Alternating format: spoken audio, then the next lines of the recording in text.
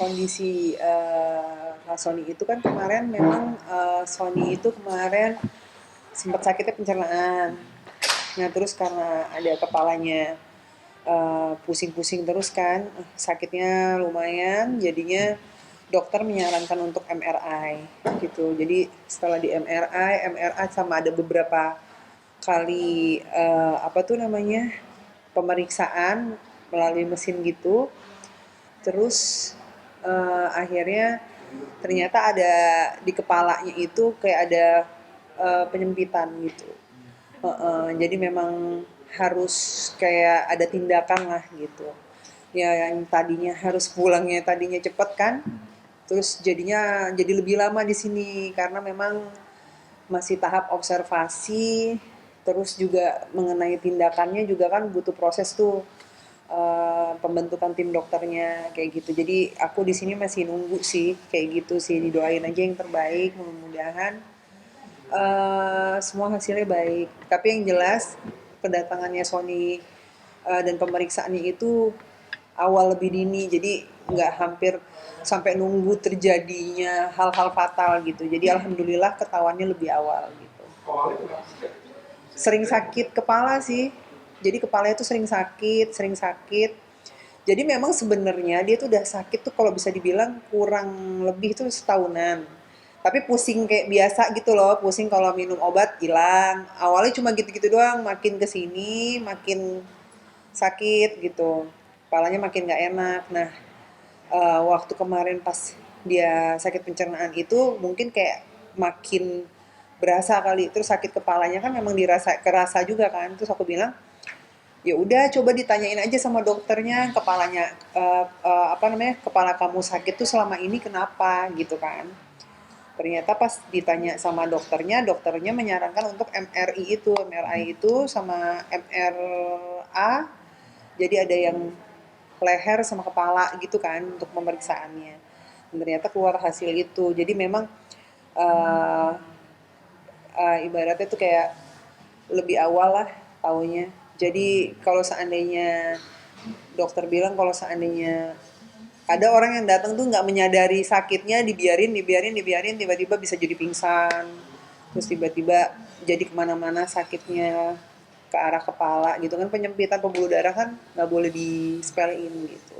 Itu tindakannya berupa Aku masih belum tahu karena sejujurnya masih observasi dokternya nih tindakan apa yang harus dilakukan dengan kondisinya Sony saat ini gitu.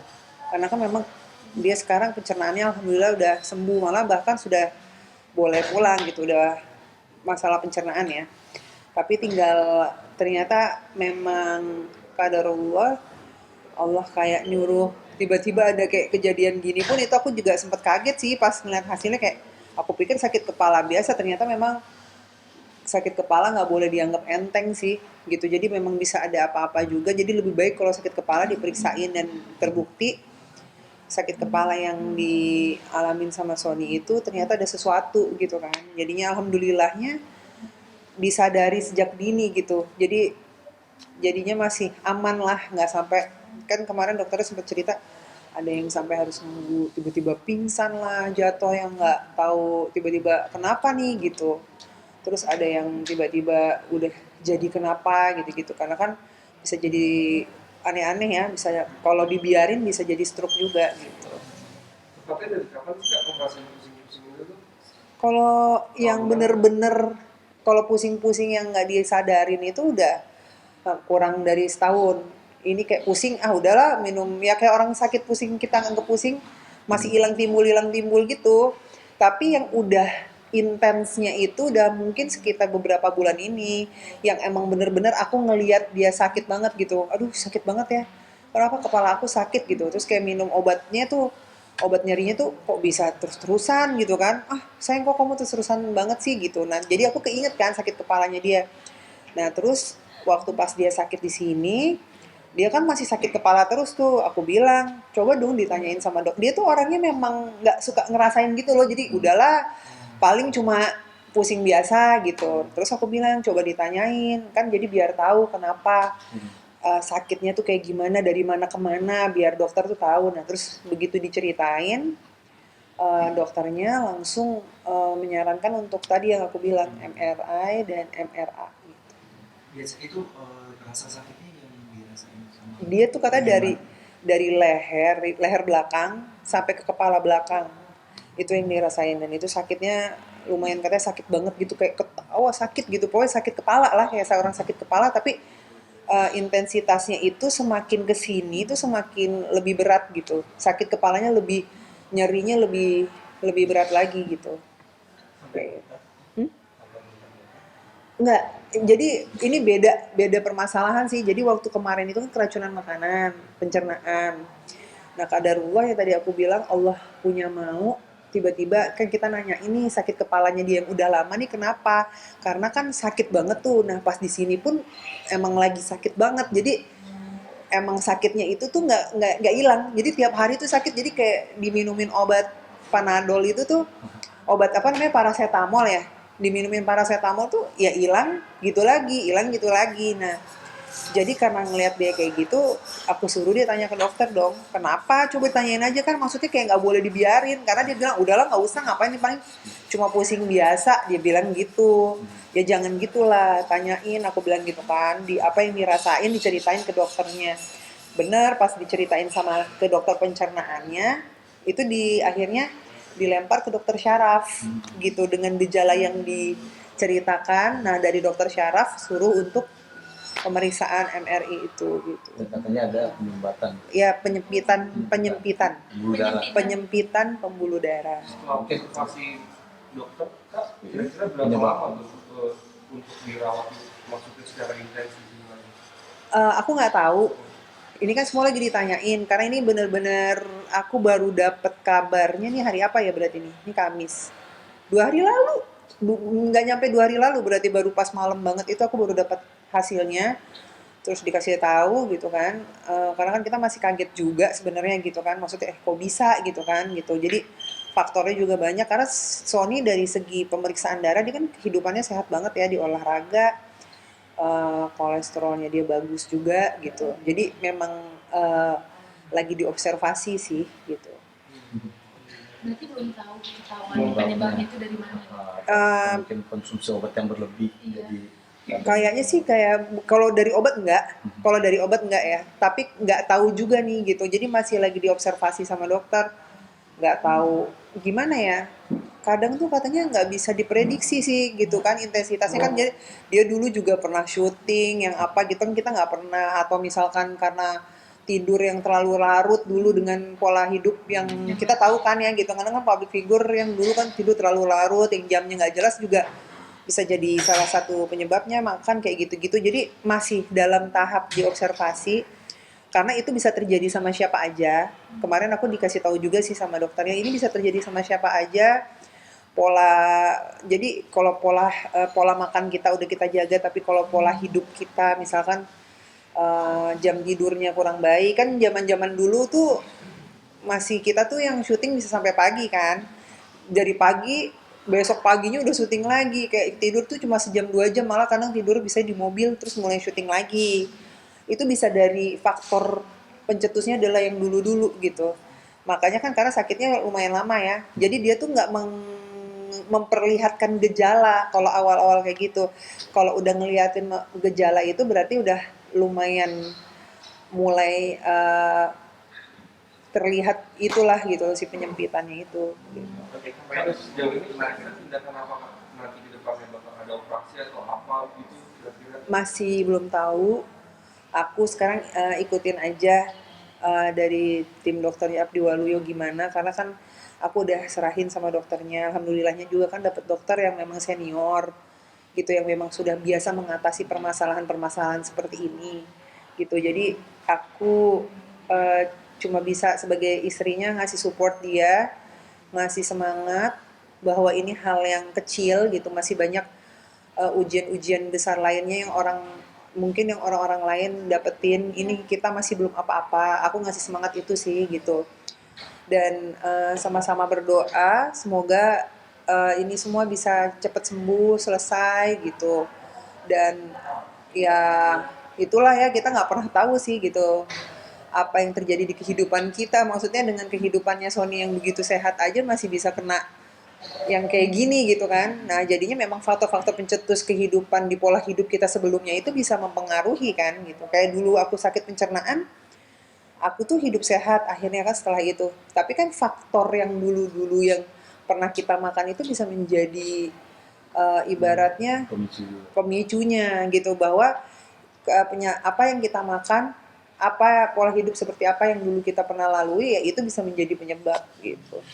Tapi tadi tindakan masih diobservasi, tapi kalau untuk obat untuk mengurangi itu udah dikasih? Ada banyak obat yang dikasih sih, kayak lewat infus. Obatnya lewat infus, makanya kenapa masih dirawat, karena obat yang diberikan itu lewat infus semua. Kayak gitu. Apa itu mungkin menanggapi soal yang rumah sakit Ya. jadi yang kebakaran kemarin mungkin seperti apa? Ya. Iya, kebetulan pas jadi kejadiannya itu pas kita semua lagi di sini. Kebetulan ada abang-abang aku juga di sini. Kita lagi pada kumpul, mereka lagi jenguk Sony juga. Begitu dia keluar pintu, terus aku tiba-tiba dapet telepon kan, rumah sakit kebakaran. Aku shock tuh. Kebakaran, karena aku masih belum tahu kan kayak gimana pikiran kebakarannya tuh kan, ya udah kebakaran aja gitu. Jadi belum aku pun lagi di sini gitu kan. Akhirnya mencari tahu dengan semua tim yang ada di sana kayak apa, karena memang sejujurnya banyak video-video yang beredar itu kan agak sedikit heboh ya gitu. Jadi agak bikin kita shock juga. Kita juga sempat lemes juga, takut kan kalau emang benar kejadian kayak gitu, karena kan kita pikirin sebenarnya salah satunya tuh yang faktor prioritas yang kita pikirin adalah pasien-pasien yang ada di dalam rumah sakit kan, kasihan gitu. Akhirnya pas kita cari tahu, alhamdulillahnya itu maksudnya Allah masih kasih ada batasan di mana kayak ruang gensetnya yang terbakar gitu, jadi masih di area luar. Dan kebetulan untungnya dari petugas apa tuh namanya, damkar ya, petugas damkarnya itu cepet datangnya gitu, jadi cepet teratasi. Jadi masih di wilayah luar yang terbakar gitu, dan pasien-pasiennya juga alhamdulillah nggak ada korban jiwa sama sekali, nggak ada sih, semua baik-baik aja. Walaupun memang sempat kita evakuasi kan, terjadinya kebakaran itu mereka sempat keluar begitu. Nah itu awal kebakaran genset kan mungkin tahu nggak penyebabnya apa gitu? Nah, kita nggak ada yang tahu karena kebetulan kakak aku dia lagi dari Malaysia, baru datang langsung ke ngejenguk Sony. Semuanya lagi pas di sini gitu. Jadi kita nggak ada yang posisinya tuh lagi di rumah sakit Citra Arafik, nggak ada di sana, nggak ada yang di sana. Jadi cuma memang tim lapangan rumah sakit yang ada di sana gitu. Jadi kita dapat telepon, begitu dapat telepon kebakaran, langsung buru-buru kakak-kakakku lari ke sana semuanya, dan udah dapat kabar, oh ternyata itu memang genset luar yang sebelah kiri itu kalau nggak salah itu kebakar, udah kebakar kan. Terus cepet untungnya petugas damkarnya itu cepet datang sih, alhamdulillah teratasi sekitar kayaknya 10 menitan deh, udah teratasi. Untungnya karena deket mungkin dan cepet penanggulangannya, jadi aman. Dan akhirnya paling kemarin pas evakuasi pasien aja sih yang agak repot tuh kemarin, jadinya kan mau nggak mau kan kita harus menenangkan semua yang ada di sana gitu loh. Jadi kakak-kakak aku datang ke sana semuanya ditenangkan gitu, dan dipastikan semua aman, nyaman. Listrik saat itu pada saat kebakaran dipadamkan dulu, dipastikan aliran listriknya udah nggak ada yang bisa bikin pemicu kebakar lagi, baru dinyalain. Itu kejadian itu sekitar jam berapa? Waduh, semalam tuh jam berapa berarti ya? Jam 8 ya, jam 8:30 mungkin, saya agak-agak lupa ya jam tepatnya, pokoknya malam lah gitu, sekitar jam-jam segitu. Pertama kali dapat kabar tuh dari siapa tuh Kak? Apa memang lihat dari media sosial atau gimana? Jadi salah satu teman abang aku itu nelpon gitu. Jadi kan abang aku kebetulan dia ngangkat telepon, terus semuanya kita ditelepon sih gitu. Terus aku begitu angkat telepon, abang aku yang dokter juga ditelepon, dan kebetulan abangku yang dokter itu belum pulang. Jadi abangku yang satunya baru pulang.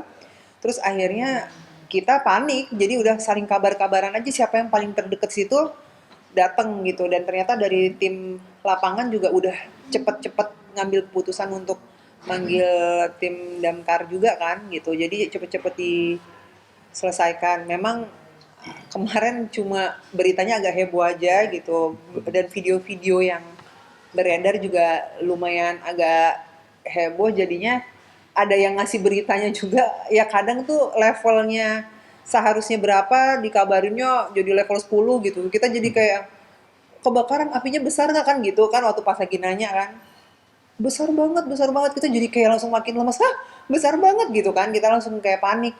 Ternyata pas dapat video dari tim rumah sakit, oh bagian luar genset, ruangan gensetnya yang kebakaran, nggak nyampe, belum masuk ke dalam gitu.